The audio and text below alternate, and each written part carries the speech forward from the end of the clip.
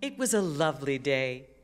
The window was open, and a gentle breeze blew through the upstairs loft. I am a beautiful violin, I thought, as I hung basking in the sunlight, baking my varnish to a warm golden sheen. The scents of olive oil, herbs, and freshly baked bread drifted in from the bustling street below, mixing with the pungent odors of resins, turpentines, and shellacs in the room. I heard footsteps on the stairs. Then I felt the loving touch of my maker's hands as he lifted me down. Ah, my little violin, you are doing very nicely. Another day or two and you will have a second coat of varnish. But today we will have a little test, yes? He took me down the stairs and into the tiny shop below. Violins hung everywhere, most of them darker and more reddish than I was. These old strings will do fine for now. He threaded the strings through my tailpiece and up into the holes in my pegs. I felt myself creak and stretch a little as the strings were pulled tighter and tighter. Then my first taste of joy as he picked up a bow and pulled it across my strings. I felt my whole body come to life, resonating with sound.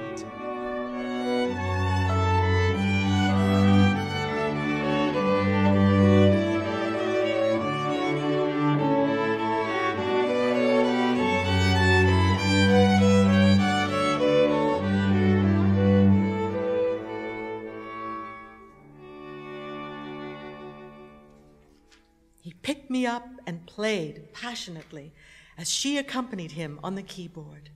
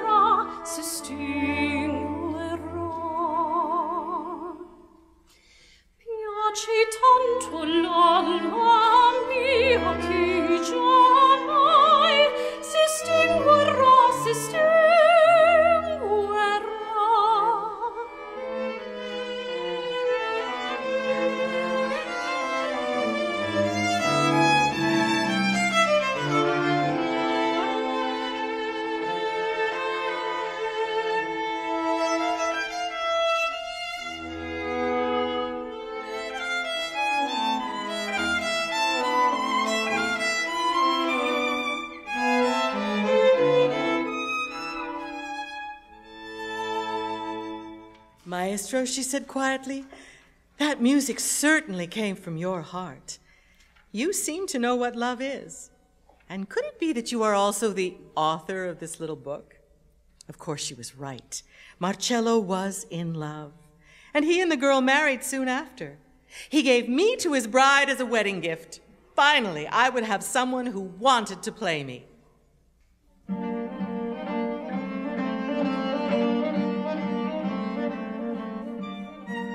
I remember so clearly the jiggling and the jostling as the horses pulled the carriage through winding cobbled streets and out onto the bumpy, dusty roads of the Italian countryside.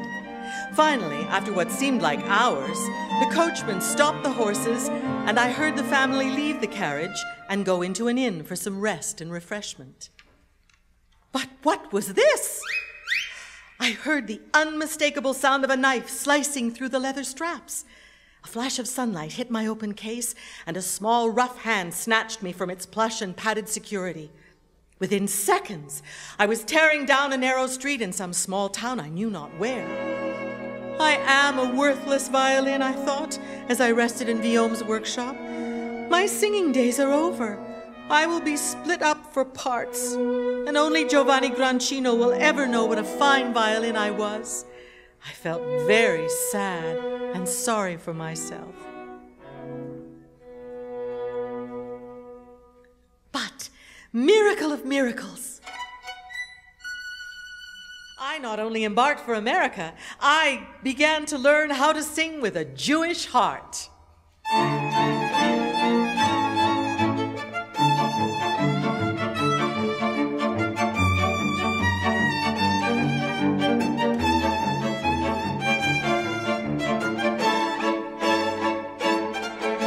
Life on the ship was an endless round of music and parties.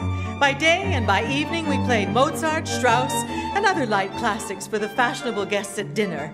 But by night, down in the ship's steerage, we played klezmer and dance music for the vessel's third-class passengers, who paid us in tips and beer and shouted and clapped for more.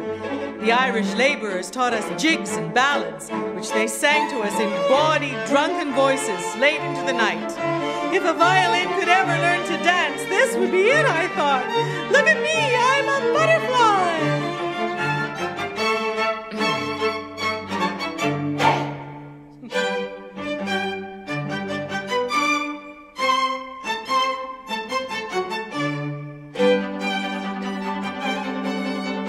Union Station was not such a bad place to arrive. It was an elegant structure, and there was a warm reception for my owner from his relatives.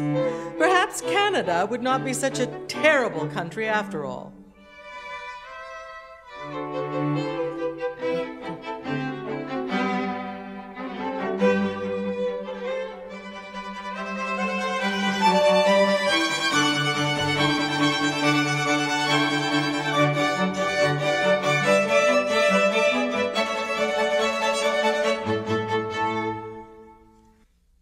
After Peggy bought me, my world seemed to open up again. My life with her in Canada became filled with rich and diverse experiences with many different kinds of music. With her, I have played with string quartets, with chamber groups, operas, ballet, modern dance, music theater, and the Mississauga Symphony. But best of all, with children, struggling to play the violin and learning to appreciate good music. And Peggy has also maintained me well. So after all these years as a butterfly, the music still lives on in my soul and still sings out from my body.